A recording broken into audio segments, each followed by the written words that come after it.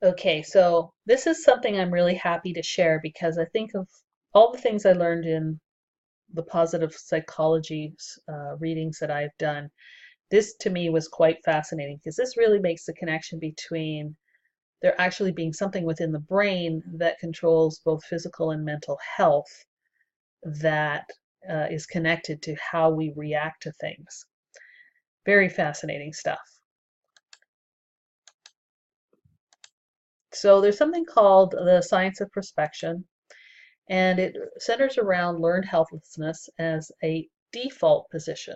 So, in other words, being pessimistic and having this sense of no control and et cetera, is not our natural state. So, it's coming from the lower part of our brain, and it's very similar to reptiles.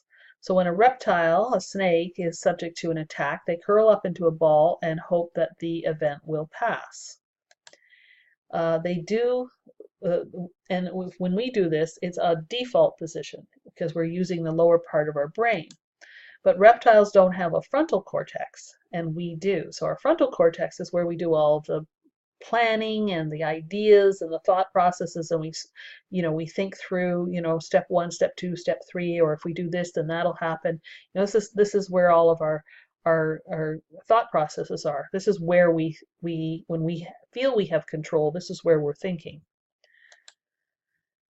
So the frontal cortex, because it's where the learning occurs, gives us this repertoire of behavior that we can do to control bad events. And then there's another part of the brain that's called the dorsal raphe. And if you look at the little diagram here, you can see there's several sections of it, but it's this section right in here. Um, and when it is turned on, it produces helplessness. So, and panic, of course, as well, because it's all functioning out of the lower part of the brain. And there's a circuit leading from the frontal cortex that actually turns off the dorsal raphe. So that means that when you are thinking in the front part of your brain and you're thinking of these ideas, you are not panicking and you do not feel helpless. So they did a study and they basically took rats. If you remember the experiments that we talked about in part one, where they could be experiencing a shock, but if they jumped over a barrier, they would escape the shock. So these rats had learned that they could escape the shock. And then they turned off their dorsal raphe. Sorry, turned it on, excuse me. And they became helpless. And conversely, rats that had inescapable shock, so they had learned helplessness, were no longer helpless once the dorsal raphe was turned off. So I thought that was really kind of very interesting. So what does this mean? It means that when bad events or trauma occur, you can never annihilate them completely. They're always going to be there. But what you can do is buffer against it. So you can learn mastery because the more skills you have, the more tasks you know how to do, the more control you feel you have. You can learn control so that you know that you have judgment and ideas and things that you can do. And you can reframe the bad event to help stop the occurrence of helplessness. And this is all going to occur in the frontal cortex. When we do therapies, which they often do for mental illness that try to undo the past, they just don't work. But when they use therapies that build mastery and control and perception, this is one of our best armor against bad events. And this is what we talked about with positive psychology. You need the frontal cortex for this. And when you're thinking from the back part of your brain, you won't have this sense of mastery or control.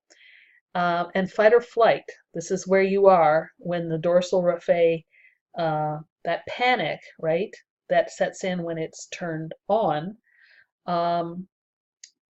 that's fight or flight. So there are people who are stuck in this way all the time. They never use their frontal cortex. They're always making short-term, quick decisions. And this is why I found this so fascinating, because now I understand it from a physiological perspective.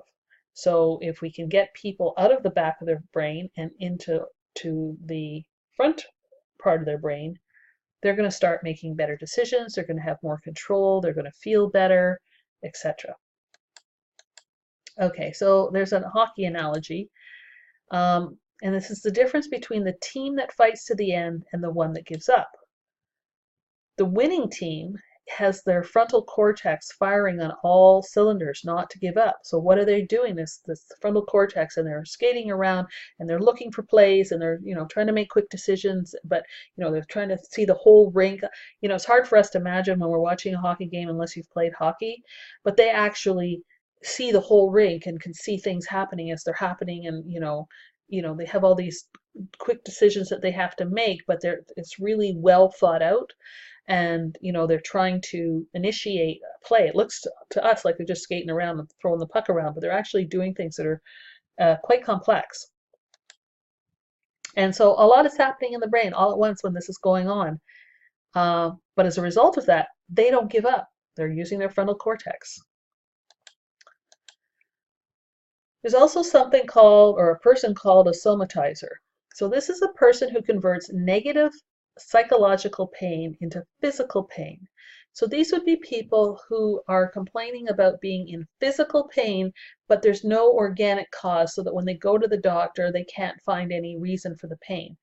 So this has actually been documented that someone like this is, like, it's real, and it's coming from a psychological perspective. So again, they took rats and they were given a tumor, and these rats either got an inescapable shock, an escapable shock, or nothing.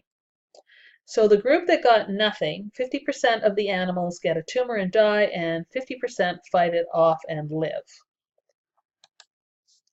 The group that's helpless, 75% of the animals get the tumor and die. The group that was not helpless gets the same bad event, but has control over it, so 25% of those animals get the tumor. That's quite a big difference.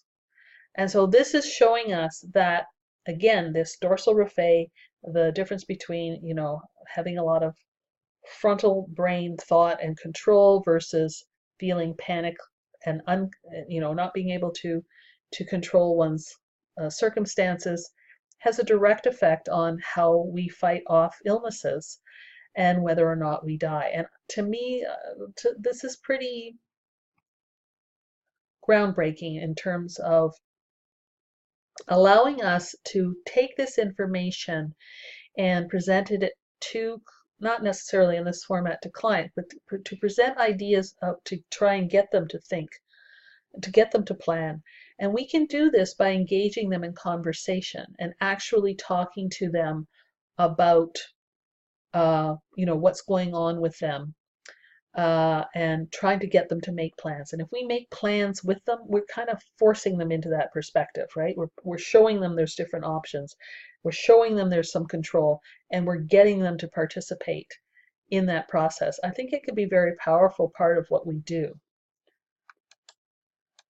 So if I asked you if physical health is a real phenomenon, you'd probably say yes. Or could we look at it that physical health is merely an absence of physical illness?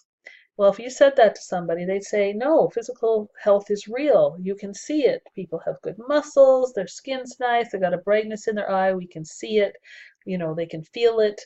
No one would ever suggest that it's an absence of physical illness. However, that's how we see mental health, right? It's an absence of mental illness. That's what it's always been described as. However, now, based on what we've been learning with positive psychology, mental health is optimism, positive emotions, strength, meaning in life. It actually has something that is measurable to show that we have good mental health. This means that psychological health is a real phenomenon, and it's not just about not having a mental illness. And then I just put this here. If you want to read more, this is a nice article, and it's talking about an optimistic mind and associated with a healthy heart. So again, they're starting to look more and more into these things. And so I just put this link here for you to check out if you want to do some more reading.